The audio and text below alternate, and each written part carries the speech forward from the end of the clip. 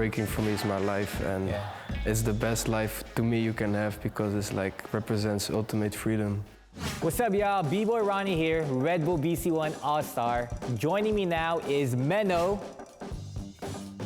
and we're about to break down his 2017 championship battle. Check it out.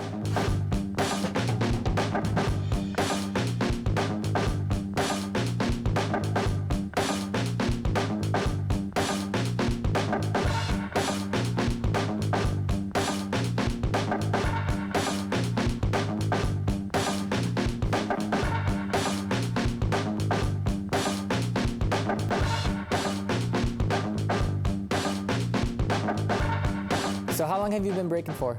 Like 18 years now. To me, breaking means everything.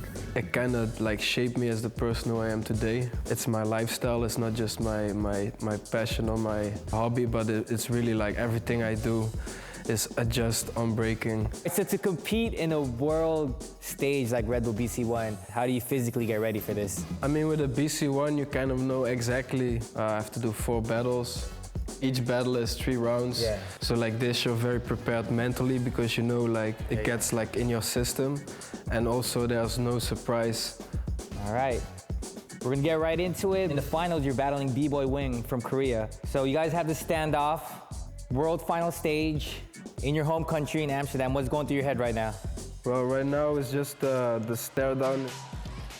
This is what you came here for. If you can tell the person that you're looking at is not looking away, it's like, oh shit, he's feeling ready. But if he looks away, you're kind of like already one step ahead confidence-wise. Now that is true, because you see the determination. It's like a staring contest right before the battle starts. Amsterdam!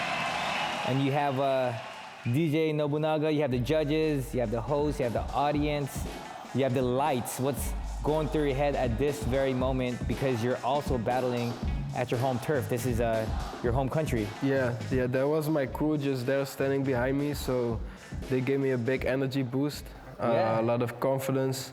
All right, this is first round, which you actually started the first round too, which a lot of times in the battle you want to be the second one to go out because you had the advantage. Yeah, I felt because it was in my home country, I felt I had to start every battle.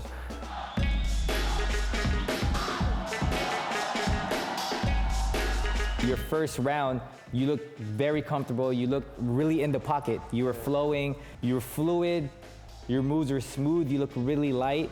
And this is Wing's first round. What did you think of his first round? From what I know Wing, I know he got way more crazy rounds than that. And he didn't have like a big blow up or highlight in his round, which usually makes his round really complete. So I felt in that round like he didn't do what people or me like expected him to do. I see. And that gave me confidence. I felt happy. You definitely looked happy right there. Yeah. let's put some dimples on you too. So you already felt that you took that first round. Yeah. All right, so this was right after your first round. Yeah. You came up with your hands up, like, all right. Like, what? I think it's very important to finish your rounds crisp and full of confidence. A lot of times when people watch a battle, they just think about the physicality of it all. They think, oh, it's just about the moves, but it's not. As a b-boy, as an artist, we look into, your personality and your character, and on top of all that, execution.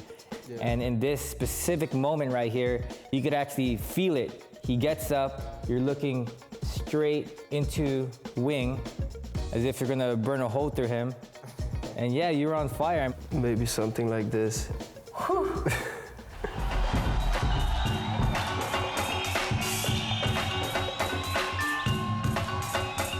What other motivation did you have going into this final battle? Well, I think that's the biggest one. And again, I kind of give a shout out to Moy for remembering me right before the battle, because he was like, yo, remember, you got one thing that he didn't have, you got a kid. And I was like, damn, like 1 minute before going on stage, and that gave me a very big boost because she just got born this year. No way. A happy baby. A happy baby. And at this time she had diapers, right? There. She still has. And then we could do a thought from her, and then she's saying, "Win, Daddy." Yeah. Wing has more of like a power dynamic style. He does flips, he does power moves. You do more ground power, but you have that fluid motion. Is there any specific moves or a name of a move that you have that we could highlight right now? Well, I did a footwork step here on beat that's called a teapot. This is a move they would do when things get hot, and then they start cooking, and then you start boiling. The pot starts like moving.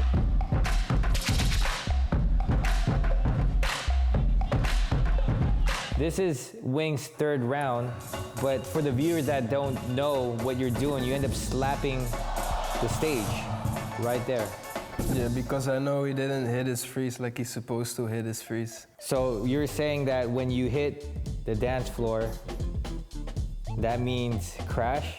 Yeah, you gotta, for the people that doesn't like understand the gestures, like people be doing this. This is stands for like people repeating their moves, obviously.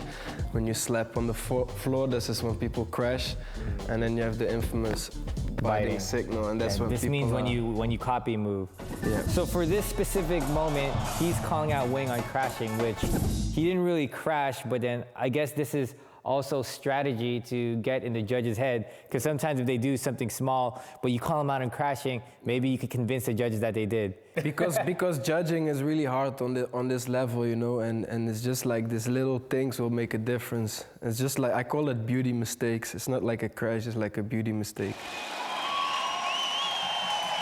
So this is after 3 rounds, you guys go up to each other, and it was a genuine love, you know? Because it started off with a serious, you know, stare down in the beginning. Yeah. And then now it's like a sincere hug. Yeah, because you've been traveling all over you've been traveling all over the world together, and you've been battling together, and then you just share like a very important like part kind of in your career.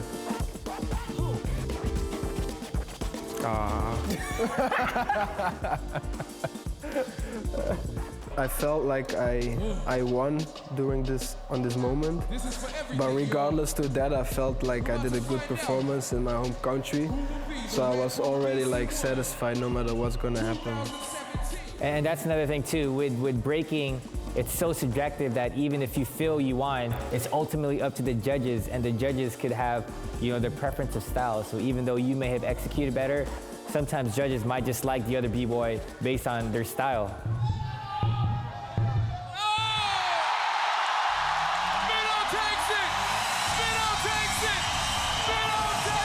No, this is a good moment right here. Let's actually see if the confetti comes down. Yo, and this guy, I still don't know who that guy was, but he was the He probably just jumped from the audience, right?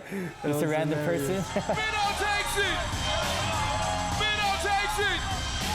Not that I want to make it like a sensitive story or anything, but you know, like me, when you have a newborn, it takes a lot of time away. It's a kind of a big sacrifice to be like, okay, I'm gonna practice twice a day. To like sacrifice all that and then to actually win was like the best feeling ever, because then it's like, it was all not for nothing, you know? Everything in life you do, if you just use like the b-boy method, you can succeed in almost everything. As a b-boy, you know how hard you need to work to get certain things done. So I think if you like apply to anything else, you will succeed. Yeah. Thank you, Menno, for coming through. This is really fun. Appreciate you, man. Thank you all for watching. If you like what you saw, subscribe to our YouTube channel, and also let us know what you thought of Menno and Wing's battle below. And also check out these dope-ass clips right up here.